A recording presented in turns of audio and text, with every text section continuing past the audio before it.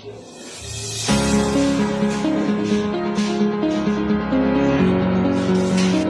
Parents Week celebration. So in Tacloban City, in nagkamay-ada in usa nga activity pag-honor hiton tanan nga mga solo parent hit Tacloban City. Tungod ini nga may damanggod ordinansa nga dida na implementar didahan 2024 nga itong Tacloban kailangan may daniya Solo Parents Week or Solo Parents Day. So yan na nga adlaw is April 14. Aadi kami Patio Victoria or Pacific Point.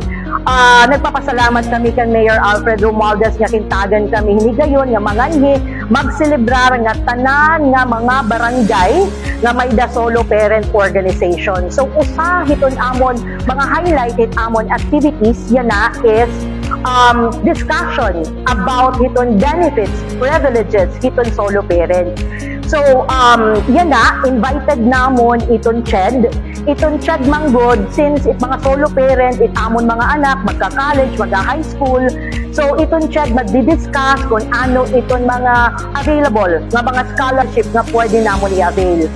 Aadigi hapon iton PhilHealth. So, nagpapasalamat kami nga iton PhilHealth, accommodate yan na, may da PhilHealth, libre nga PhilHealth para iton mga solo parent.